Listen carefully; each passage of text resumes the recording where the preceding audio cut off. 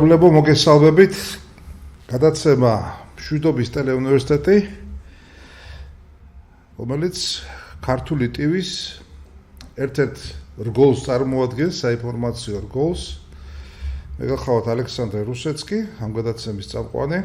და დღეს ჩვენთან სტუმრად არის ძალიან საინტერესო პიროვნება, ბატონი ვაჟა შუბითიძე, რომელიც არის ისტორიის დოქტორი, პოლიტიკის მეცნიერების ჩვენი სკოლის ფაქტობრივად ქართული სკოლის ერთ-ერთი წარჩინებული პიროვნება, ლიდერი შეიძლება ითქვას და პოლიტიკური მეცნიერების და მორალის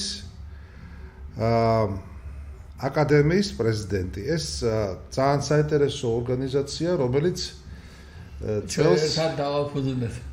ესე იგი, პირველი იუბილეი არის ამ ორგანიზაციის, 5 წელი შეუსრულდა ამ ორგანიზაციას და დღევანდელი გეგმა ჩვენი იქნება ასეთი, რომ ჩვენ რა თქმა უნდა ვისაუბროთ პირველ რიგში იმ უდიდეს მოვლენაზე, რაც მოხდა საქართველოში ამ დღეებში. ეს არის ახალი პატრიარქის ფაქტობრივად არჩევა და კურთხევა და შემდეგ ბოლოს კიდე ვისაუბრებთ ჩვენი აკადემიის თაობასაც. ძალიან მნიშვნელოვანი საკითხები არის ბატონო ვაჟა. ესე იგი, საქართველოს როგორ გააცილა პატრიარქი ილია მეორე, ეს იყო რაღაცა განსაკუთრებული მოვლენა, არა მხოლოდ ჩვენი შიდა ეროვნული სივრცისთვის, არამედ საერთაშორისო არენაზეც კი დიდი გამოხმაურება პოვა და გარკვეულწილად საერთაშორისო საზოგადოების აი ბევრი უშუალოდ სუბიექტი მიხვდა, რომ საქართველოს ეს არის რაღაცა განსაკუთრებული გეოპოლიტიკური ობიექტიც და სუბიექტიც. ხო, ესე იგი, არც ერთ ქვეყანაში პატრიარქს აღარა საუბარი მიტროპოლიტებზე, არ აქვს ისეთი სოციალური სტატუსი, როგორც აქვს საქართველოში, ხო? არც პრეზიდენტის, არც პრემიერ-მინისტრის, არც პარლამენტის თავმჯდომარის სტატუსები ფაქტობრივად ვერ შეედრება უწმიდესის სტატუსს. ეს არის ის მემკვიდრეობა, როგორც სულიერი მემკვიდრეობა, ასევე შეიძლება ითქვას, რომ პოლიტიკური მემკვიდრეობაც, რომელიც მისმა უწმიდესობა ჩვენმა პატრიარქმა ილია მეორემ ჩვენ დაგვიტოვა. აი ამ ვითარებაში, როდესაც ჩვენ ფაქტობრივად დღეს გვიხარია, რომ ძალიან საინტერესო პიროვნება არის არჩეული და ურთხეული, თქვათ, პატრიარქობის და პატრიარქი გახდა ჩვენი ქართული მართლმადიდებლური ეკლესიის, აი ამ ფონზე, ილია მეორის ფონზე, მე მგონი ძალიან დიდი სირთულეა, რომ ეს პატრიარქ ილია მეორის წასვლის შემდეგ შექმნილი გარკვეული ვაკუუმი რომ შეივსოს, ხო, ესე იგი, ამიტომ ეს ძალიან დიდი პასუხისგებლობა არის ალბათ, ესე იგი და მეუფე შიო, რომელიც პატრიარქის შიო მესამე ხდება, ხო, ფაქტობრივად ეს უდიდესი ჯვარი იტვირთა, ხო, ფაქტობრივად გაბედა და ეს არის ყველანაირად ვისასალმებელი და მხარდასაჭერი არის რა. აი ამ ვითარებაში მიუხედავად ამ ყველაფრისა, ხო, ძალიან საინტერესო წარიმართა მოვლენები, გარკვეული პოლიტიკური ელფერი ქონდა, ხო, ესე იგი, ამ პროცესს, იმიტომ რომ რაღაცა არჩევნები იყო, რაღაცა პროცესი მიმდინარეობდა და რაღაც კონსპირატიული თეორიები ჩნდებოდა, რაღაცა ფონს ქმნიდა, ესე იგი, ეს რაღაცნაირად ესეთ ფონს და მე მინდა თქვენ როგორც პიროვნებას, რომელსაც დიდი ღვაწლი აქვს პოლიტიკური მეცნიერების და ისტორიის და პოლიტიკური მეცნიერების ისტორიის უშუალოდ შექმნაში საქართველოში შეაფასოთ ეს მოვლენა რა თქვენებურად. დიდი მადლობა მოწვევისთვის. პირველ რიგში სანამ უშუალოდ გადავალ, მე მინდა ჩვენი აკადემიის სახელით, პოლიტიკური მეცნიერება და მორალის აკადემიის სახელით მეუსამზირო სოხუმის უნივერსიტეტს ბატონი ოთარ ჟორდანია გარდაეცვალა. უდიდესი პიროვნება, უპატიოსნესი რექტორი, მე ასეთი წესიერი და პატიოსანი რექტორი, ერთი იყო გენერალი თენგიზ ედელაძე და არის სოციალია და ღმერთმა კარგად ამყოფოს. ეს ორი იყვნენ, აი როგორც ბნელეთში რომ სანთელს შეიტან ორ სანთელს, ისე ანათებდნენ როგორც პატიოსანი მესიერები, პატიოსანი მოქალაქეები და მამულიშვილები და მოწესრიგებული ადამიანები რა. მისი ხსოვნისა მინდა ვთქვა, ქეთს ვიხრი მისი ხსოვნის წინაშე და დიდი დანაკლისია არა მარტო დევნილებისთვის, არამედ დევნილ უნივერსიტეტისთვის, არამედ ქართული სამეცნიერო საზოგადოებისთვის, ისტორიკოსებისთვის, ერთმან ათეში ამყოფოს და თავს დაბლავთხრე მისი ხსოვნის წინაშე. ახლა რაც ძალიან დიდი მადლობა ამ ინფორმაციისთვის, რომ მოგვაწოდეთ, იმიტომ რომ ეს ძალიან დიდი დანაკლისია ნამდვილად. გარდაიცვალა და სარგებლო მომენტი და მიუსამძერო ოჯახს და ყველას თელ უნივერსიტეტს. ყველანი ვერთდებით ამას, იმიტომ რომ პირადად ვიცნობდი ბატონ თარს, მისი 8 წელი, ესე იგი, რაც მან გააკეთა ფაქტობრივად. ეს შევა საქართველოს ისტორიაში, იმიტომ რომ მან დაიცვა უშუალოდ დროშა ქართული სოხუმის უნივერსიტეტის ფაქტობრივად. მაგან ჩამოყალიბა სოხუმის უნივერსიტეტი. ფაქტობრივად დევნილობაში რაც არის, ამას ჩვენ ცალკე გადაცემას აუცილებლად მიუძღვნით კიდევ და ბატონო მისი კოლეგები თუ მოიწვევთ ძალიან კარგი იქნება და ხო აქ რამოდენიმე გადაცემა რომელსაც ვიყავს ბატონ თემურ ჩილაჩავა ალბათ თვითონაც ჩვენ ცალკე ვისაუბრებთ როგორც დევნილი უნივერსიტეტის კონტექსტზე, იმიტომ რომ მშვიდობის უშუალოდ საერთაშორისო უნივერსიტეტში ცალკე პროგრამა არის დევნილი უნივერსიტეტების კვლევის და თქვა საუნივერსიტეტო დიპლომატიის და ამ მიმართულებით სერიოზული მუშაობა. თბილისში იტალიელი ექსპერტი ყავს, ვინც დისერტაციას ისავს სოხუმის უნივერსიტეტზე და აი ამ ისტორიასთან დაკავშირებით. დიახ, დიდებული ხურცელი იყო ამ უნივერსიტეტის ისტორიაში მისი რექტორობა და მისი საერთოდ იქ მოღვაწეობა და ერთმან ათეში ამყოფოს. ახლა რაც შეეხება ამ უახლოეს მოვლენას, რომელიც ჩვენი ქვეყნის ისტორიაში ახლა მოხდა და ჯერ კიდევ მიმდინარეობს პროცესი, ახალი პატრიარქის არჩევა, თქვენ მართალი ბრძანეთ. ილიამ მეორის წასვლის შემდეგ იმხელა ვაკუუმი წარმოიქმნა, რომ ძალიან გაუჭირდა მიუხედავად მრავალი ტალანტისა, რომელიც უბოძაო უფალმა ახალ პატრიარქს, ძალიან გაუჭირდება ამ ვაკუუმის ამოვსება, თუ არა ყველას თანადგომით, მათ შორის ჩვენი თანადგომით და ჩვენი აკადემიას აქ თანადგომას გამოუცხადებს, თუ რა თქმა უნდა მისი საქმენი მიემართება ისე, როგორც ეროვნულ ინტერესებს შეესაბამება. ჩვენ არც კი გვაქვს, არც განვიხილავთ სხვა ვარიანტს. იმიტომ რომ ყველა ადამიანს ვინც ეროვნული ინტერესებით მოქმედებს სასულიერო თუ და ჩვენი აკადემია და თქვენს და მე ხარში უდგავართ და ეს ასე გაძლდება ბუნებრივია. თვითონ ახლა აჟიოტაჟი რამ შექმნა? იმან რომ ჩვენ დამოუკიდებელ საქართველოს ისტორიაში არ აგვირჩევია პატრიარქი არასოდეს და ჩვენთვისაც ახლა იყო. ახლა როცა ილია მეორე არჩევს, მაშინ პირველ კურსზე ვიყავე მე 1997 წელს და ისე მოხდა ეს ყველაფერი, არც მერე და მერე გახმაურდა ტელევიზიითა და იმით რა ქვია გაზეთებში და ასე შემდეგ, ხო? ეს კი არა უწმიდესი იგონებდა, რომ სტიქაროსტების კი აყავდათ და ესე იგი რუსის სტიქაროსტები მოიწვიეს პატრიარქის აღსაყდრების ჟამს, ესე იგი 48 ეკლესია იყო, ხო? და სულ რაღაც რამდენიმე ათეული საღვთო პირი. ახლა ილია მეორე ეს უზარმაზარი, რო ვიტყვიან, ტრაგედია, რომელიც წარმოიქმნა ეკლესიის ამხელა რომ ვიტყვიან დაცემის შემდეგ, დაცემა რა ხელოვნურად მოხდა, ეს დაცემა ბუნებრივია, 1500 ეკლესია დაანგრიეს ბოლშევიკებმა და თავლებად, აბანოებად და აგერ ნაძალადევში ვიცით, რომ აბანო იყო გამართული ეკლესიაში და კიდევ რამდენი საწყობებად, თავლებად და რა ვიცი, რითაც შეელოთ ყველანაირად რა ქვია შეურაცხყოფდნენ ეკლესიას და საეკლესიო პირებს, ხო? და ამან გამოიწვია ბუნებრივია ის აჟიოტაჟი, რომ ესე იგი თვითონ ახლა დასამალი არც ისაა, რომ კომუნისტები ღიად ერეოდნენ ეკლესიის საქმეებში. მათ შორის პატრიარქების არჩევაშიც, სხვადასხვა შორის და ასე შემდეგ. ჩვენ გაგვიმართლა, რომ პატრიარქად ილია მეორე იქნა არჩეული, თორე შეიძლება ესეთი დაეცვათ, რომელმაც საერთოდ ორი ეს ახარება არ გქონდა დაკითხული. ჩვენ გაგვიმართლა, მართლაც აი ჩვენ ეს ბედიქონია, რომ აი ეს რავალ ნიჭით და რავალ უნარით აღჭურვილი და დაჯილდოებული პიროვნება შეხვდა პატრიარქად და რომელსაც აღორძინა საქართველოში არა მარტო წმენა, არამედ ეკლესიას მშენებლობა, ქართული ქრისტიანიზმი, ეს არის ასეთი გამონათქვამი, ასეთი ტერმინი, ქართული ქრისტიანიზმი ახალ იმაში გადავიდა, რო იტყვიან საფეხურზე და ისიც რომ მან მოუპოვა ქართულ ეკლესიას ნამდვილი ავტოკეფალია, ნამდვილი ახლა შეიძლება გაუკვირდეთ, აქამდე არ ქონდაო. ახლა რუსეთის ეკლესიის მიერ 1953 წელს აღიარება საქართველოს ეკლესიის ეს ფაქტიურად არ იყო სრულყოფილი აქტი. საჭირო იყო სოფლიო პატრიარქის და მის უწმიდესობის მართვის ეპოქაში აღადგა ქართული მართლმადიდებელი ეკლესია. ავტოკეფალური ეს მივიღეთ, რა ქვია, და მათ შორის მირონის ხარშვის უფლებაც, რომელიც აქამდე არ ქონდა ქართულ ეკლესიას.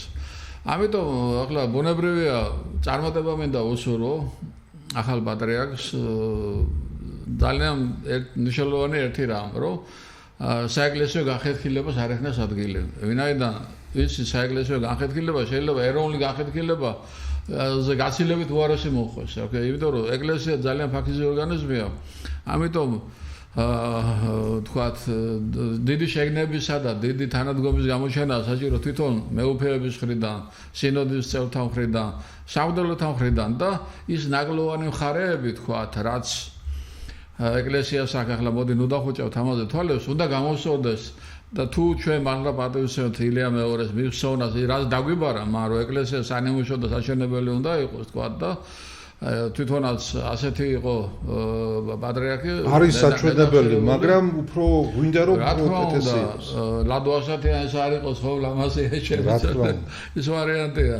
ეკლესიას უდიდესი ავტორიტეტი ექნება ყოველთვის ქონდა და ექნება და მომავალში აქვს და ეს გარდაუვალია, იმიტომ რომ სულიერება საქართველოში ამ ქრისტიანობის შემოსვლასთანაა დაკავშირებული, თორე ანა უსულოები ვიყავით, მანამდე დიდი შეიძლება მეცნიერული და დიდი რა ქვია სწავლული პიროვნებები ყავდა, მაგრამ ამ ქრისტიანებმა განსაკუთრებული რაღაც შემოიტანა. ისე როგორც მთელ ევროპაში, მთელ სოფლიოში სადაც შევიდა ქრისტიანობა, ეს არის ძალიან განათლებული და ამაღლებული რელიგია, ჰუმანიზმთან დაკავშირებული და ქართულ ხასიათს ძალიან კარგად მოერგო. უბრალოდ ქართულობა და ქრისტიანობა აღარ განიყოფოდა ერთმანეთს. რო იტყოდა ქრისტიანი, ესე ქართველი ქრისტიანი. ეს საოცარი ის მოხდა, რა ქვია, სინთეზი, რაც არცერთ ხალხში მე არ მინახავს, რა ქვია, ამდაგვარი ტოლობა, რომ ტოლობის ნიშნის დასმა, რომ ქართულობა უდრის ქრისტიანებს და ქრისტიანობა ქართველობას. ამიტომ რაც არ ნიშნავს იმას, რომ სხვა უშუალოდ საწმუნოების მატარებელი ქართველები, ნაკლები ქართველები არიან, ეს არის ისტორიული ბირთვი, რომელიც აღიარებულია როგორც გადამრჩენი ქართული კულტურის და სახელმწიფო აზრის და ენის ეროვნული კულტურის. სხვადასხვა იმ ახლა რაც თქვენ ბრძანეთ, თამარის ეპოქაში იყო ქართული და სომხური ეკლესიის დავა და საოცარი არ არის საჯულად მოწეული ყავდათ მუსულმანი ყადი. ხლა რელიგიათ ამაზე გათანაბრება და ამაზე მეტი ტოლერანტიზმი იშვიათია. მედიატორი ჯობია რომ რაც შორს იქნება უკეთეს. ხო, საოცარი ახლა არცად ასეთი რამ არ ხდება, ხო? ამიტომ ეს მხარე, რა თქმა უნდა, ქართული ქრისტიანობის ძალიან მაღალია და მაღალი დონისაა და ამას ნუ ვერ დავაკნინებ და არც უნდა დაკნინდეს. მე იმედი მაქვს, რომ ახალგაზრდა პატრიარქი ახალგაზრდა ახლა ჩვენ პატრიარქისთვის ასაკს ვიზახით, თორე ბუნებრივია გამოცდილი და ფრეად ნაკითხი დისერტაცია დაცული ფოტოშორის ეს მნიშვნელოვანია. მეცნიერების დოქტორი ნუ იმედს იძლევა, რომ ქართული ეკლესიის საქმეები უკეთ წავა. ილია მეორის ავადმყოფობამ გარკვეულწილად დაძაბუნებამ ბოლო 10 წელი ქართული ეკლესია რაღაც სტაგნაციის აი თითქოს ადგილს კერნიდა ქართული ეკლესია თითქოს. ახლა მე მგონი ახალი დაიწყება. მომენტი მინდა რომ გაამახვილოთ თქვენ ამ მომენტზე ყურადღება, თქვენ ახსენეთ მეცნიერების დოქტორი, ხო, პატრიარქი მეცნიერების დოქტორი. მისვა უწმიდესობამ ილია მეორემ შექმნა მთელი ეპოქა ფაქტობრივად ეკლესიის და მეცნიერების ურთიერთობის რა. ისეთი უშუალოდ სიყვარული მეცნიერებსა და ეკლესიას შორის როგორც ესე იგი მან შექმნა ისეთი ინსტიტუცია არა მხოლოდ ზოგადად, არამედ ინსტიტუციონალური ხასიათის. რამდენი მეცნიერი იყო ფაქტობრივად რეპრესირებული, ხო, აი ბოლო წლების განმავლობაში და აი ამ რეპრესირებულ მეცნიერებს ეკლესია დაუდგა, ხო, გვერდით. უნივერსიტეტებიც კი შეიქმნა, რამოდენიმე ინსტიტუცია შეიქმნა იმისთვის, რომ ფაქტობრივად აი ეს კაპიტალი, ეროვნული, ინტელექტუალური კაპიტალი არ დაკარგულიყო, ხო, ესე იგი, და არ შეწიროდა აი ამ პოლიტიკური ინტრიგებს და მამაზაღლობას, ხო? კი ბატონო. და აი ახლა თქვენი აზრით, ჩვენი ახალი პატრიარქი ისე ვთქვათ, სხვაშორის ეს არაერთხელ შეეშად ილია სიობესავე, ხო ესე ეს ხო იმიტომ რომ მართლა მემკვიდრეაო რა ფაქტობრივად და წარმოგიდგენია ჯერ შიოს დაძახება ჯერ ვერ ვსწორდებით ჩვენ ეს უწმიდესობას ჩვენ საყვარელ პატრიარქს და ესე იგი აი ეს რაღაცნაირად აი მინდა რომ გკითხოთ ესე იგი ალბათ აი ამ სტრატეგიას გააგრძელებს ხო პატრიარქი შიო მესამე მეცნიერებთან მიმართებაში მე ვფიქრობ რომ გააგრძელებს თავად მეცნიერი კაცი გულმეცნიერი კაცია თვითონაც რა თქმა უნდა ის მეცნიერობის შრომის ფასი და მნიშვნელობა ეს ძალიან კარგად იცოდა ილია მეორემაც რა თქმა უნდა მაგრამ ვინც უშუალოდ ამ საქმით იყო დაკავებული ახლა ჩვენ გამოგვიზრდია ხო სამეცნიერო ნაშრომებზე მუშაობა თქვა განსაკუთრებულ შრომას დაძაბვას ენერგიას და რა ვიცი ბევრ რამეს მოითხოვს და ადვილად გასაგები იქნება მისთვის მეცნიერთა სათქივარი მეცნიერთა თქვა მიღწევანი დაფასება მათი და გვერდში დაყენება და ასე შემდეგ ახლა მეცნიერების გარეშე წარმოუდგენელია თანამედროვე ვერც ეკლესია გამეთარდება უკვე და ვერც თავისთავად სახელმწიფო ხო მეცნიერებას აქვს თავისი განსაკუთრებული ადგილი და ამიტომ მეცნიერებისა და თქვა რელიგიის აი გარკვეული სინთეზი რადგანაც ილია ჯავჯავაძემ გამახვილა ყურადღება სხვადასხვა როცა ასაფლავდა გაბრიელ ეპისკოპოსს ის მეცნიერებას ასაწმუნებდაო და საწმუნებას ამეცნიერებდაო აი გენიალური ნათქვამია ხო აი ეს სინთეზი უნდა გაგრძელდეს მე ვფიქრობ ეს გაგრძელდება და სიახლეებიც იქნება ახლა შეუძლებელია ყველაფერი ისე გაგრძელდეს როგორც თქვა ძველი პატრიარქის დროს ხო ახალ პატრიარქს ახალი რაღაც ხედვები ექნება აუცილებლად რომელიც გამომდინარეობს უკვე თანამედროვეობიდან ახლა რაც 77-ში იყო აქტუალური მოგესალმება დღეს სხვა რაღაცეები სოფლიო კატასტროფის წინაშეა ძალიან ბევრი მათ შორის სამშვიდობო თემატიკა აი რაზედაც თქვენი უნივერსიტეტი და ჩვენი გარკვეულწილად კი ბატონო და რა მაგრამ ნუ შენი ინიციატივით შექმნილი მაგის ხაზმა მინდა ისევე როგორც ბევრი რაღაცა შეიტანს წვლილს გარკვეულწილად ამ სამშვიდობო საქმეში ვინაიდან ჩვენ გავდივართ ბეწვის ხიზზე დღესაც ხანდახან პოლიტიკოსებს არ ყოფნით არც განათლება არც ოდნა არც წვენა არც ხედვები და შეიძლება ასეთი რამ გააჩნდეს სასულიერო პირებს და არ უნდა ვითაგილოთ მათგან ჩევა დარიგების და ასეთი იმების მიღება თქვენ ბრძანეთა ის წყივალე სიტყვები ილია მართლის ხო ფაქტობრივად აი იმას რო დავეყრდნოთ ხო იმიტომ რომ ეს ცოდნა არის რელიგიური ცოდნა იქნება თუ სამეცნიერო ცოდნა ხო რელიგიური არ არის სამეცნიერო ცოდნა ხო ერთმანეთს უნდა ავსებდეს ხო რაღაცა ზეიდეის და ეს ზეიდეა ალბათ სამშობლოვანი და რწმენა არის ხო ფაქტობრივად რა თქმა უნდა ამიტომ მე ვფიქრობ რომ ეს პოლიტიკა ახალი რაკურსი და ახალი ნიუანსებით გაგრძელდება და თავისთავად ახლა ერთი რამეც არის ნათქვამი ასეთი რამ ახლა შეიძლება პატრიარქების ურთიერთობას ასე ვთლად არ მიესადაგებოდეს მაგრამ ვინც შეგიდი არ ყოფილა ვერასოდეს გახდება ოსტატი ვერც იგი გახდება ოსტატი მუდამ ოსტატებს ვინც შეცქერის პირში ასე რომ ახლა წინვალი გადასარევი იყო მაგრამ ილიასაც კი დღეს სხვანაირი ინტერპრეტირება ჭირდება ხო ნიკო ნიკოლაძე და სხვას ხო ისევე ილია მეურის მემკვიდრეობას ახლებური წაკითხვა და სხვანაირად თუ დავინახოთ ის თუ რასაც აკეთებდა ჩვენი წმინდესი და უნეტარესი ილია მეორე ხო ფაქტობრივად იგივე რომ პატრიარქი შიო მესამე მიუხედავად იმისა რომ ეხლა არის არჩეული ფაქტობრივად 2017 წლიდან ის კი ბატონო უკვე გამოცდილება გააჩნია ფაქტობრივად თანამონაწილე იყო ეკლესიის მართვის პროცესში დასვეს თანამმართველად ხო მამამისმა ხო და 6 წელი ერთად მართავდა რაღაც ამდაგვარი იყო და მან შეიძლება საკმაოდ გამოცდილება ასე რომ აი ეს სტარტი რო იტყვიან გაუადვილდება მესაყდრის სტატუსის ასე ვთქვათ ეფექტიანად გამოყენება ხო ეხლა აი ამ თემამ ხო შექმნა სხვადასხვა ჭორები და სხვადასხვა ეს კონსპირაციულ მასო დაუბრუნეთ თემას და ესეც ერთ-ერთი იმ პრობლემათა ნაწილი არის, რომელიც თქვენ ახსენეთ, ხო, ესე იგი, რომელიც არა მხოლოდ ეკლესიაში, მთლიან ჩვენ საზოგადოებაში სუფევს და ესე იგი, ეს არის ლეგიტიმაციის საკითხი, ხო, ესე იგი. ნუ ეხლა ფაქტობრივად რა ლეგიტიმაციის უზენაესი ხარისხი ქონდა ილია მეორეს, ხო, ფაქტობრივად ეს ყველა დავინახეთ საბოლოო ჯამში, ვიც ვერ ხედავდა ამას აღიარებული ლეგიტიმური. იმაც ვერ დაინახა. ხო და ეს მისივე ფაქტობრივად მიერ ხელდასმული მესაკუთრე რეალურად და ესე იგი, ალბათ არ უნდა იწოდეს ეჭვს, იმიტომ რომ ახლა მის უწმიდესობას უფრო მეტი ინფორმაცია ქონდა, ვიდრე ბევრ ჩვენთაგანს კი არა, ერთად რომ გავაერთიანოთ, ესე იგი, ბევრი ის ვიცაც გონია რომ ძალიან ინფორმირებული არის ბევრ რაღაცაზე, ხო? შესაბამისად, ეს ერთი ხაზი არის უძლიერესი, ხო, ფაქტობრივად, ხო? მეორე არის ეს, რომ ახლა მიუხედავად იმისა, რომ სინოდში სხვადასხვა აზრი იყო და მე არ მინდა რომ ესე იგი ისე წარმოიდგინოს ჩვენმა საზოგადოებამ რომ ეს იყო აზრები რომელიც ეწინააღმდეგებოდა და უშუალოდ შიოს კანდიდატურას ხო ეს იყო ფაქტობრივად ის მოსაზრებები რომელიც გამოითქვა იმისთვის რომ ის კითხვები ხო რომ რაღაცნაირად ესე იგი რაღაცი პრობლემებზე მოხდეს მომავალში აქცენტირება ყურადღების ხო მათ შორის ერთ-ერთი პრობლემა ეს არის გეოპოლიტიკური ორიენტაციები, ხო? და ესე იგი გეოპოლიტიკური ორიენტაციების ზეგავლენა, ესე იგი იგივე ეკლესიაზე და ეკლესიის ზეგავლენა ამ პრობლემაზე, რაც არის კონფლიქტი საზოგადოებაში ამ გეოპოლიტიკურ ორიენტაციებთან დაკავშირებით, ხო?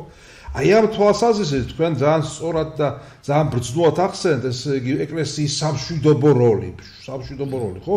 აქაც ჩვენი უწმიდესობა ილია მეორე ფაქტობრივად ბევრს ცდილობდა მაგ მიმართულებით, მაგრამ მე ვფიქრობ, რომ პატრიარქ შიომესომეს ახლა გააჩნია რაღაც განსაკუთრებული შესაძლებლობა, რომ განამტკიცოს თავისი ლეგიტიმაციის ხარისხი, კიდევ უფრო განამტკიცოს ესე იგი ამ სამშვიდობო ინიციატივებით, რა. არა მხოლოდ შიგნით, ესე იგი, ეკლესიის გარემოში, მთლიანად ეროვნულ დონეზე და შეიძლება საერთაშორისო მის სხვადასხვა გამოსვლებში და ქადაგებებში არაერთხელ მომისმენა მე ტერმინი საეკლესიო დიპლომატია. ხო, ესე იგი, საეკლესიო დიპლომატია ესაა ძალიან მნიშვნელოვანი მიმართულება დიპლომატიის და მაინტერესებს ძალიან ბატონო ვაჟა თქვენი აზრი ამის თაობაზე რა, აი როგორი გვინდა რომ იყოს რა ჩვენი ახალი პატრიარქი მაგ თვალსაზრისით. ესე იგი იმას დაუბრუნდები მე ახლა თქვენ რა ბრძანეთ მეოფეშიოს თანა ისა მესა პატრიარქის მოსახდრე დასახელების აი ამ შეთქმულებით თეორიის ема. ახლა ეჭვი რამ გამოიწვია ცნობილია რომ პატრიარქები ასე არ ასახელებდნენ. ისინი ტოვებდნენ წერის და როცა პატრიარქი გარდაიცვლებოდა, მერე იხსნებოდა და მერე იქ წაიკითხებოდა რომ ეტყვია ხმამაღლა სინოდის წინაშე ვინ იყო ეს ამხლა გარკვეულწილად დებულება დაირღვა იმით რომ ესე იგი პატრიარქმა სიცოცხლეშივე გამოაცხადა თავის სიცოცხლეშივე გამოაცხადა მეუფეშიო თავის თანამოსახდრედ და ამ ეჭვების გაღვივებას მე ხელი შეუწყო მათ შორის თვითონ საეკლესიო პირების მაგალითად მეუფე გრიგორმა ასეთი რამ თქვა რამდენად თავისუფალი იყო პატრიარქი როცა ამას აკეთებდა თავის გადაწყვეტილებაში ანუ გარკვეულწილად ეჭვი გაღვივდა რომ ესე იგი ხომ არ იყო ეს თქვათ ან რომელიმე ქვეყნიდან დაძალების შედეგი ან ხელისუფლებიდან ან საერთოდ ასე შემდეგ ხო ახლა ნუ ეს ეჭვი ყოველთვის ახლავს თქვათ რა ქვია მოგეხსენებათ მაგრამ ერთი რამ შეიძლება თქვათ რომ არჩევნები ჩატარდა დემოკრატიულად და მან რეალურად მიიღო 22 ხმა აქ უკვე ყოველგვარი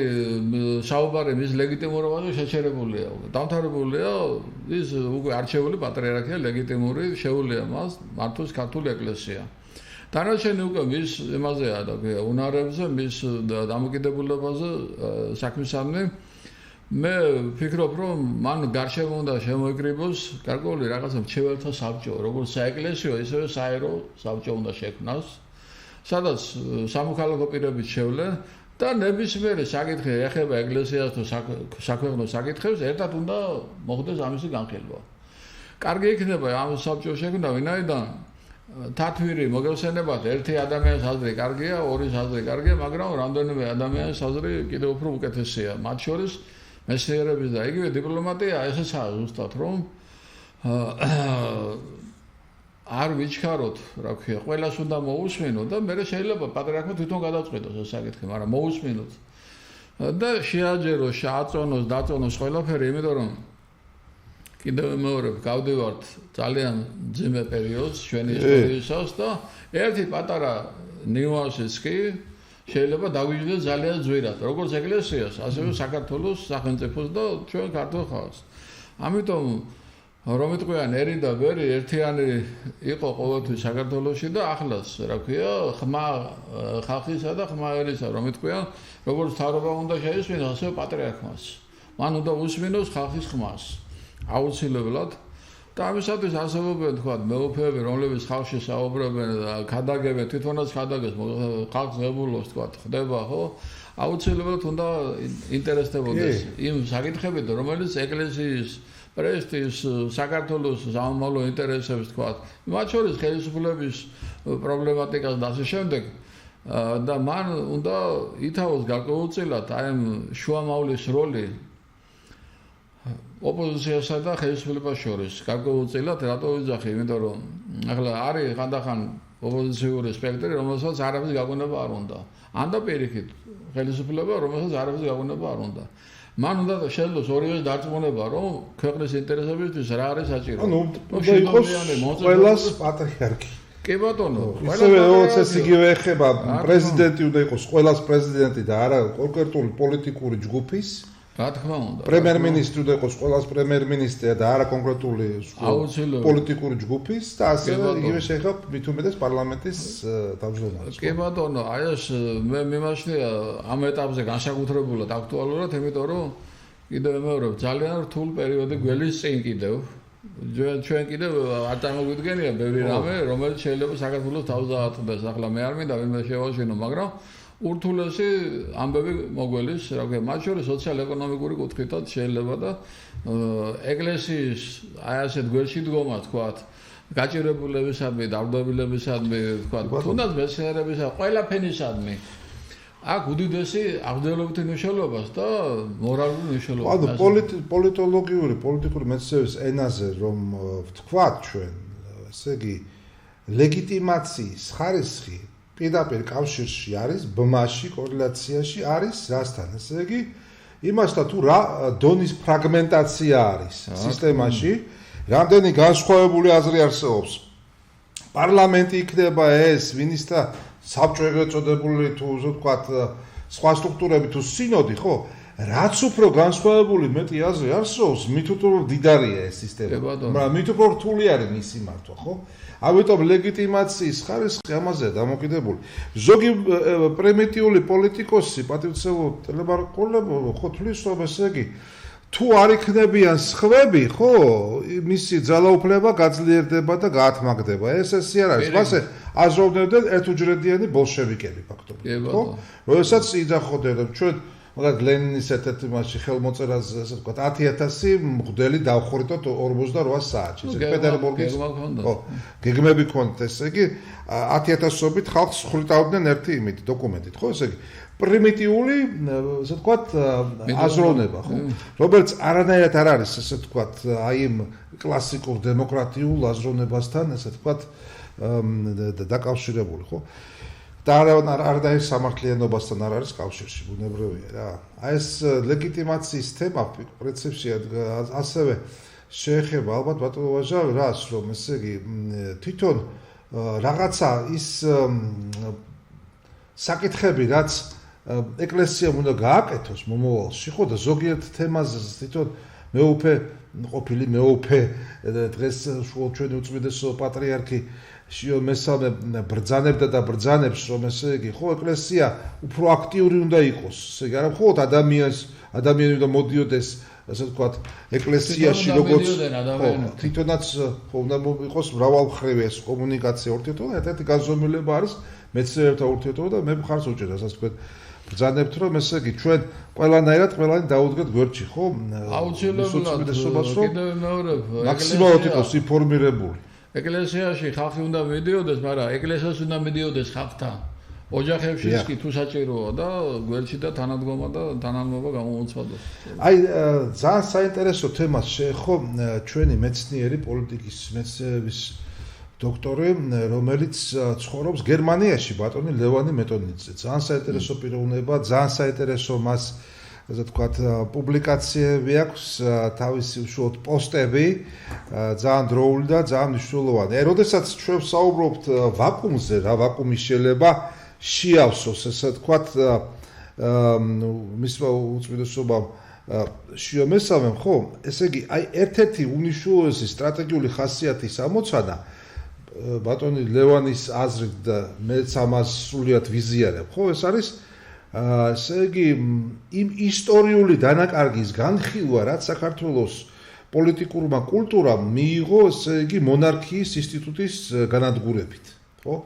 ესე იგი ფაქტობრივად მისმა უწმიდესობამ ილია მეორემ აღადგინა ეკლესია, ხო, ავტოკეფალური ქართული მართლმადიდებლური ეკლესია, მაგრამ აი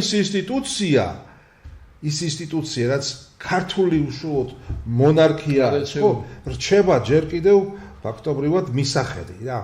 მე მაქვს ძალიან დიდი იმედი, სხვადასხვა მინდა აღვნიშნო, რომ მისი უწმიდესობის მამაც მეცნიერი და არქეოლოგი პროფესორი დედას და მამა. დიახ, და ეს ძალიან მნიშვნელოვანია ისტორიასთან მასში, ესე იგი, რომ აი ეს მნიშვნელოვანი, აი ეს შრე, ხო, რომ იყოს რეანიმირებული ეროვნული ორგანიზმის, რა, აი როგორ ვფიქრობთ თქვენ ამასთან დაკავშირებით? მე სხვანაირად არც მინდა ვიფიქრო უბრალოდ აი ახლა ეს საკითხი თქვა რაც ბატონ ლევანს დაუშავს იმერად ესა რო იტყვე მოწიფებული უკვე და აქტუალური რომ მე არ ვიცი სხვა ჭრილში რანაირად შეიძლება მისი განხილვა იმიტომ რომ ამ საფუძველს თქვა და რასაც ეხდნობა ეს ყველაფერი თქვა ჩვენი ეკლესია თუნდაც ეს გამოცდილება ეს წინაპართა ცოდნა წინაპართა ეს დაგროვილი ყველაფერი ეს ყველაფერი შო ამას ეს ერთხელ და სამუდამოდ მოცემული არ არის ეს ყოველმა და ახალმა თაობამ ხელმეორედ უნდა აითვისოს და გაიაროს რა ქვია მოგესალმებით კულტურა ერთხელ გენეტიკურად არ გადაეცემა ხო ყველა თაობას ახლა წარმოედგინეთ დღევანდელი ახალგაზრდული თაობა ხო რომელიც საკმაოდ შორსა სამწუხაროდ ეკლესიისგან ну ახლა რა თქმა უნდა ყველა არის ახალგაზრდობის ნაწილი რომელიც ძალიან ესეთი ტოლერანტული და ესეთი დამოკიდებულებით გამორჩევა ეკლესიის მიმართ მე მინდა მათ უთხრა რომ ყველაზე დიდი მეცნიერები ვინც კი ყოფილა ამ ქვეყანაში ჰეგელი და ნაცნობელი და აინშტაინი და იმით საბოლოო ჯამში ღმერთის აღიარებამდე მივიდნენ რომ არ შეიძლება ამ სამყაროში იყოს ასეთი საოცარი წესრიგი ხდებოდეს ასეთი მილიონი უთვალავი თუ მილიარდი ასეთი მოვლენა ერთდროულად და ამ ყველაფერს რაღაცა ძალა შემოდეს რა ქვია მეტაურობდეს თუ ხელმძღვანელობდეს თუ წარმართავდეს უბრალოდ წარმართავდეს ხო ამიტომ რა ქვია ეს მე სხვა აზრით შეუძლებელია მქონდეს ამ ის მიმართ რაც ბატონმა ლევანმა ბრძანა და პირიქით რაც მეტი მოხრე გაშტება ამ იმის და თქვა ამ იდეის და ამ ყველაფრის მე ვფიქრობ რომ ამ კრიზისს რომელიც დღეს საქართველოს პოლიტიკური კრიზისიც არის და სულიერების კრიზისია დღეს ხო აშკარად რა ქვია ის დევალვაცია ხდება ძალიან მაღალი ღირებულებების ამას წინათ ჩემმა მეგობარმა ზუიატკვიციანმა გამოცა წიგნი ძმანდაფისობა კავკასიაში აი მე ვარ რედაქტორი ხო და ასეთი ახლა წარმოედგინე დღეს როცა ადამიანი ცაკუდად აღარ მიახია და რა თქვა დედამიწა ქალოვნად და რომელსაც ავიწყებენ ამ ისტორიას, რელიგიას, რა ქვია, აღვირახსნილობისკენ, სხვადასხვა იმისკენ უმიძგებენ, თქვათ, რომ დაივიწყოს ყველაფერი, რა ქვია და ეს მაღალი ღირებულებები კი არ გაიხადოს იმათ საფუძვლად თავისი, თქვათ, მომავალი ცხოვრების, თავისი სულიერების და ასე შემდეგ, აშვილების და მომავლის, ხო? არავით ეს მოჩვენებითი ყალბი ღირებულებები, რომელიც უხვად ცხრილში მჩრეა, რომ ეთქვია ყოველნავიძე ამიტომ ამ იმას ვთქვათ მიდგომას მე ვფიქრობ რომ ეკლესია უნდა შევიდეს სკოლაში არა იმით რომ სახელმწიფო დაუდო ბავშვს და აზუთხინო რაღაცა როგორც ადრე აზუთხინებდით ხო ვეფხის ყავასას ხო შეგნებულად უნდა ასწავლო და იმით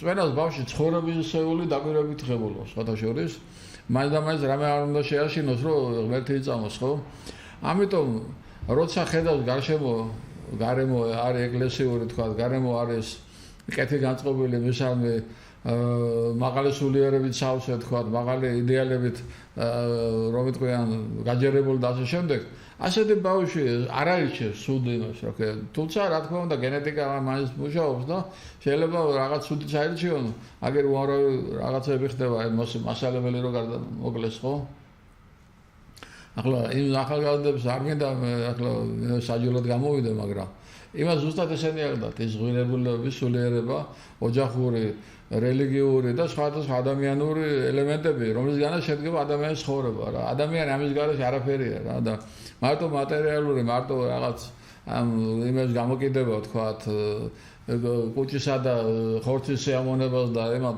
ამან აქცია რა ქვია ლუარსად ათქარი და არ არაობათ ხო და ჩვენს თუ აქეთკენ მივისწრაფით ჩვენი საქმე ვერ იქნება კარგად მით უმეტეს ამ მატერიალიზმის ასეთ იმაში აღზევების პერიოდში როცა მატერიალიზმი მარქსის მატერიალიზმი არა მატერიალური ფაქტორი რა ქვია როცა ლამისა გადამწყვეტი გახდა რომ თუ ფული არა გაქვს და თანამდებობა კაცად არ ეთულები რა ქვია და არ ეთულები რაიმე ნორმალური ხო ახლა ეკლესიის როლი ამ შემთხვევაში არის ძალიან დიდი რა ყველა თავის ადგილი უნდა მიუჭიროს აქ ეკლესია გადამწყვეტი სიტყვა უნდა თქვას აი აი გასაგებია ლევან მეთოდიძეს საინტერესო ტერმინიც აქვს შემოღებული ესე იგი ორი სვეტი რა ორ სვეტიანობა ესე იგი სვეტი პირველი ეს არის ფაქტობრივად ეკლესია სვეტი მეორე ეს არის ფაქტობრივად სამეფო ესე იგი სხვა არის ახლა რა ფორმით და როგორ ესე იგი ეს უკვე ალბათ პოლიტიკის მეცნიერება და მეცნიერების როლიც არის ხო ამ შემთხვევაში რომ ლამაზად იყოს ეს პროცესი წარმართული და შესაბამისად არ მოხდეს ისეთი რაღაცა ინსინუაციები როგორც ბულგარეთში მოხდა მაგალითად თან სხვაგან ესე იგი ხო ჩვენ არავის ამის წინააღმდეგ უბრალოდ ჩვენ არავის არ ვჭირდებით არც ხელისუფლება გვეძახის რამეზე არც სხვა არავინ ჩვენი არსებობაც კი არ უნდა შეიმჩნიონ უბრალოდ ჩვენ არაფერს არ ვეთხოვთ არც თანამდებობა უბრალოდ მოგვისმენო რაღაცა ხო შეიძლება მათზე მეტი ვიცოდეთ რა ესაა მეტი არაფერი რა ქვია რომ და ამას რა ქვია პირადი ინტერესების გამო არავინ არ გააკეთებს ახლა არც შენ და არც მე ნუ ერის ტკივილი ვისაც აწუხებს და ერის პრობლემები და ახალგაზრდობის ეს რო იტყვი მიმოქცევანი აქეთ-იქით და რო იტყვი უსრულისკენ დენა უნდა შევაჩეროთ რამენაირად რა და ეს ნარკოტიკების ეს არის 1000-გარი უბედურება რომლითაც ახალგაზრდა ცნობას ვეღარ უძლებს ყველას არ აქვს ერთნაირი ნებისყოფა თქვა ხო და ეკლესია უნდა იქცეს აღზრდელ ერთ-ერთ ინსტიტუტად რა ახალგაზრდა თაობის არა მარტო წვენის შეიძლება ურწმუნოებთან დაიწყოს მუშაობა და არა აუცილებელი რომ ღმერთის აღიარებამდე მიიყვანო მას და მას მაგრამ მიიყვანო კაცობის ადამიანობის სულიერების იმამდე აი ეს ეკლესიის თავარობა და მე იქიდან იქაც მივა მე ადამიანი უკვე თავისით წვენამდე და ღმერთამდე თუ ახლა მისი უწმიდესობის ილია მეორის იმ ტრილოგიის იმაზე გავამახვილებთ ყურადღებას ხო უფალი სამშობლო ადამიანი ხო მაშინ ბატონო ლევან მესამე სვეტით შეგვიძლია დავუმატოთ ხო ახლა მონარქია მაინც ესე იგი სამშობლოსთან ასოცირებული სვეტია პირველ რიგში ხო იმიტომ რომ ინსტიტუცია არის სახელმწიფოს ფაქტობრივად მართვის და სახელმწიფოს უშუალოდ კეთილდღეობის ხო ერის კეთილდღეობის და ადამიანს რო არ გამოგჩეს ალბათ მესამე სვეტიც უნდა დავუმატოთ ჩვენ ამ პროცესს ხო ესე იგი რომ ადამიანი ადამიანობა ტრადიციული ქართული გაგება ესე იგი აი ამ კულტურის ხო ასე ვთქვათ ტრადიციულში მე პოზიტიურს გულისხმობ და არა უარყოფით ტრადიციებს სადაც ძალადობაზეც არის აქცენტი და სხვა რაღაც ნიუანსებზეც ხო კეთილ ტრადიციებზე ვსაუბრობ მე იმ ტრადიციებზე რომელთაც ესე იგი ქართული ერი იყო, ქართველი ერი იყო ცნობილი ვაჟკაცობით, მანდილოსნობით და საერთოდ ადამიანობის საერთოდ ეს გაგებით და ღირებულებებით და პასუხობით. ნუ რაინდობის ინსტიტუტი ერთ-ერთი საქართველოში შეიქმნა ევროპაში. ხო, პატივცემულო ტელემაყურებლებო, მე მინდა ვისარგებლო ხა სიტუაციით, რომ ბატონი ვაჟა შუბითიძე პოლიტიკის მეცნიერებათა და მორალის აკადემიის პრეზიდენტი არის დღეს ჩვენთან სტუდიაში.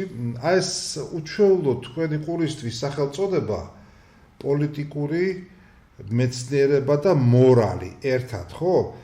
ეს არ არის შემთხვევითობა და მე მინდა ვთხოვ ბატონ ვაჟას რომ ესე იგი ახსნას, რატომ დავარქვით ჩვენ ესე იგი აი ამ ორგანიზაციას აი ესეთი სახელწოდება? ეს ლოგიკური გაგრძელებაა ჩვენ იმ საუბრისაცაც ვსაუბრობთ, ხო? რატო დავუმატეთ ჩვენ პოლიტიკურ მეცნიერებას მორალი? კი ბატონო, თვითონ ბატონის საშას დამსახურება, ახლა მე რო არ დავიბარგლო რაიმე, ეს ყველაფერი არსებობდა პოლიტიკურ მეცნიერებათა აკადემია ცხონებულმა ლადო ჭანოყვაძემ, პროფესორმა, დიდებულმა ადამიანმა, რომელიც იყო პირველი პრეზიდენტი, მან ჩაუყარა საფუძველი და მაშინდელი პოლიტიკურ მეცნიერების აქტიური წარმომადგენლები იყვნენ გაერთიანებული.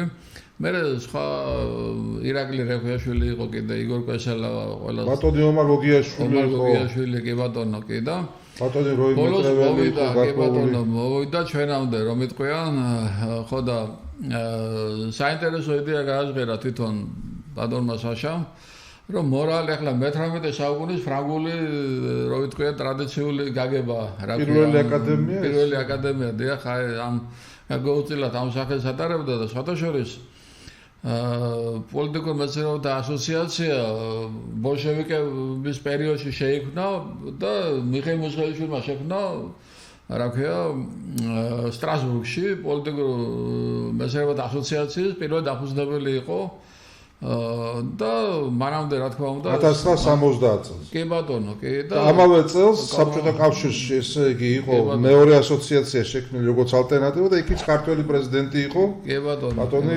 ჩაიძე. კი ბატონო. ახლა ყველა ნიუანსს და ვერ იმას მოყვება. და ორივე იურისტი იყო. კი, მაგრამ ერთი მნიშვნელოვანი რომ ჩვენთან პოლიტიკურ მეცნიერებათა აკადემიის თქვათ წევრთა მიერ მიდის კვლევა ამ საკითხების ქართული პოლიტიკური მეცნიერების საფუძვლები, ფესვები, აი ბატონ საშას ძალიან აქტიურია ამ შემთხვევაში, ძალიან ბევრი საინტერესო გააზღერა და მათ შორის ის რომ აი თქვათ დაწესებული არის მიხეილ მუსხელიშვილის სახელობის რა ქვია პრემია, რომელიც მეცნიერებათა აკადემიამ დააწესა.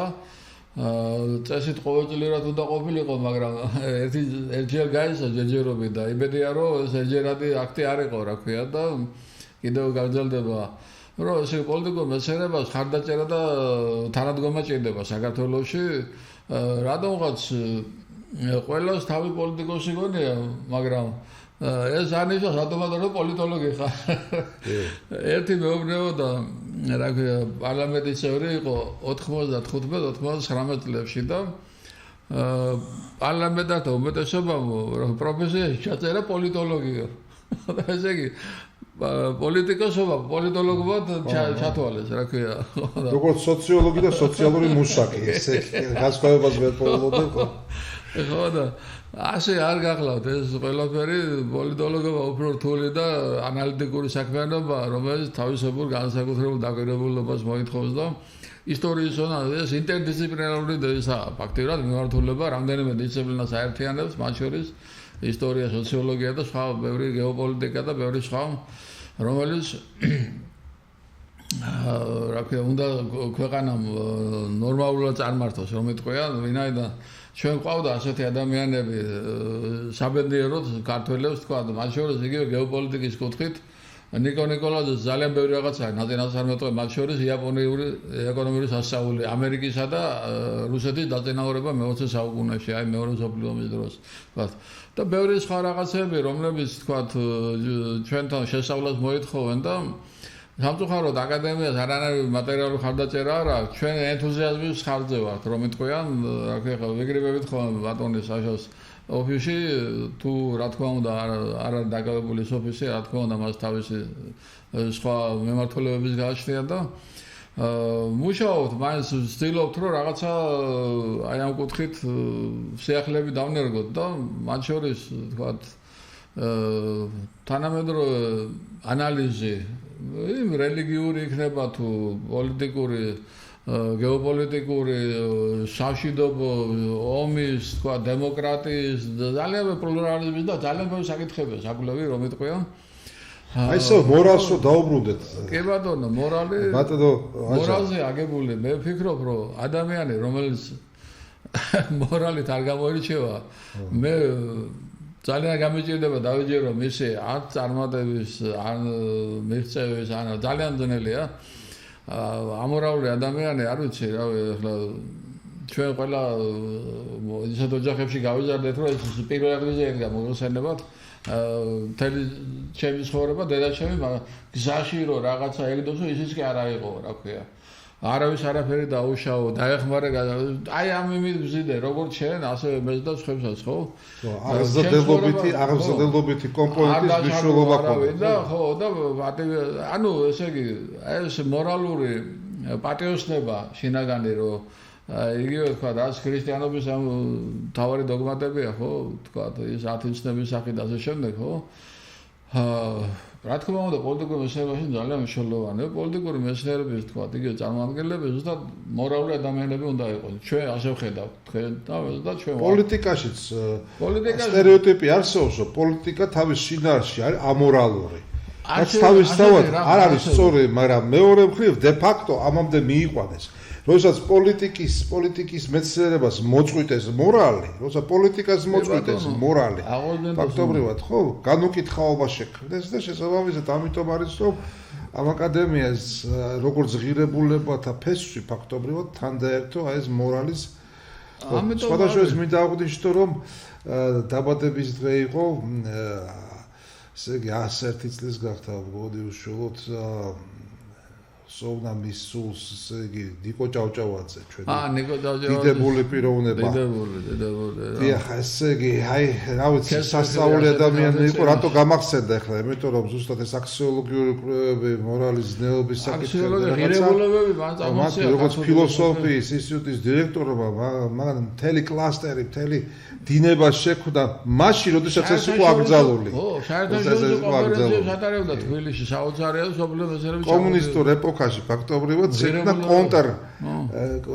კონტრკულტურული პროდუქტი ფაქტობრივად, სადაც ესე იგი დომინირებული იყო საბჭოთა კულტურის და აზროვნების საბჭოთა მორალის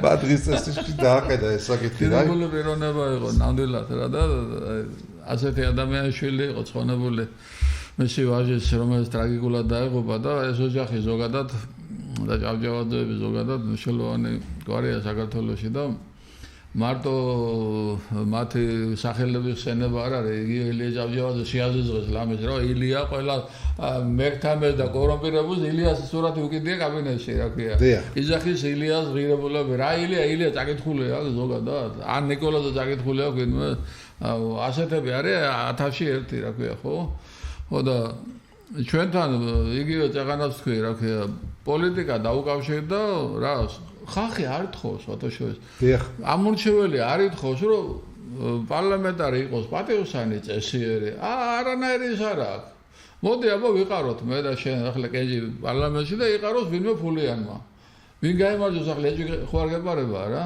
აი მას მისცემენ ხმას ხო ეს უზნეობის მაგრამ უცოდინარი ამორალური ყველაფრის კადრებელი ისა მაგრამ ხო ამორალური შენი ხალხი ამ კუთხით მოიგოჭლებს საკუთარი თავის მიმართ არის ძალიან ნაკლებ მომთხოვნი ხო აი საკანონმდებლო რეგულაციის პრობლემატიკაც არის აქ ალბათ ხო იმიტომ რომ ფაქტობრივად ესე იგი მორალზე და ტრადიციაზე ორიენტირებული საზოგადოება ეს ერთია მაგრამ მეორე არის სამართლებრივი სისტემა უნდა ემსახურებოდეს ამას რომ აძლიერებდეს და როდესაც კონფრონტაციაში არის მორალი და სამართალი ხო ესე იგი ეს ფაქტობრივად ძალიან მძიმე კრიზისში გადავდივართ ხო გადავდივართ და ვართ კიდევ სამ კრიზისში ახლა კრიზისი ხალხს იზგონია რომ მაშინ შეიძლება უნდა დავიხოცოთ და კრიზისი ბევრად უფრო სტრატეგიული ხასიათის ქრონიკულ კრიზისში ბატონო პერმანენტული ქრონიკული ამ კრიზისიდან შეიძლება უფრო ძნელად გამოვიდეთ ვიდრე გაჭირვებიდან გაჭირვება შეიძლება დავძლიოთ მაგრამ ამ კრიზისიდან ასე მალე და ასე იოლად ვერ გამოვალთ ამას სერიოზული მუშაობა დაჭირდება და ეს თემა ფაქტობრივად რომ დაუბრუნდეთ რა იმიტომ რომ ყველას ჩვენ ტელემაყურებელს აინტერესებს ეს თემა, სიღრმისეულად აინტერესებს ეს კონფლიქტი, ეს კრიზისი, გეოპოლიტიკური ხასიათის, რომელიც აღარ არის მხოლოდ ესე იგი პრიმიტიულად დაკავშირებული, ესე ვთქვათ, რუსეთსა და დასავლეთ შორის არჩევანზე, იმიტომ რომ სხვა გეოპოლიტიკური აქტორებიც გაჩნდნენ, ხო? სადამ რუსეთი და დასავლეთის კონფრონტაციას ჩვენ ვადევნებდით თვალს, ხო? ასე იგი აღმოსავლეთიდან და სამხრეთიდან სრულიად ახალი რა ტრადიციული ყოველთვის, მაგრამ ბოლო საუკუნის რაღაცა ნახევარი საუკუნის განმავლობაში ესეთი ძალა დაუშვათ თურქეთს, ირანს, ჩინეთს და სხვა აქტორებს კავკასიის რეგიონში არ ქონიათ როგორც ახლა აქვს, ხო? ეკონომიკური, პოლიტიკური, გეოპოლიტიკური ზეგავლენების მექანიზმების მხრივ. აი ამის თაობაზე რა სიტყვით და აი ამ კრიზისიდან როგორ უნდა გამოვიდეთ ჩვენ? სხვათა შორის ამაზენაც წავიკითხე, ერთი ძალიან საინტერესო და მოულოდნელი იქნება ალბათ თუ ვინმეს ეს წაკითხული არა. 2050 წელს სოფლიოში იქნება 5 დიდი სახელმწიფო. პირველ ადგილზე იქნება ჩინეთი, მეორეზე ინდოეთი, მესამეზე ამერიკა, აბა გამოიცარი მეოთხე და მეხუთე. ინდონეზია. ნიგერია და ინდონეზია. ესე იგი ნიგერია, რომელიც ახლა არის ერთ-ერთი განვითარებადი აფრიკაში სხვათა შორის, მისი მოსახლეობა ახლა არის 200 მილიონზე მეტი. და მოსახლეობა ახლა 400 მილიონზე ავა თურმე. 2050 წელს ახლა წარმოედგინე რა ტემპებით ვრალდებიან. ხო და ახლა გავრალება ერთი რითაა კარგი, რომ მატერიალურ საშუალებას წარმოების მეტი საშუალება ჩდება. ბუნებრივია და მოპოვების და მაგრამ გამოყვებას ასე ადვილი არ არის, მასში ინდოეთის არ იყოს, ხო? და ესე იგი ინდონეზია, რომელიც ახლა არის სადღაც 240 მილიონი და 350 მილიონზე ავა. აი ეს ხუთი ძლიერი ქვეყანა იქნება სოფლიოში ახლა. ცხადია იმათ თავიანთი სქოდათ, რა ქვია, ხედვები, ვინც ეს ყველაფერი გამოაქვეყნდა და შეისწავლა ბუნებრივი ჰაერზე არავინ არაფერს ლაპარაკობს, მაგრამ ერთი რამეა, აი ახლა რაც ჩამოთვალეთ თქვენ, რომ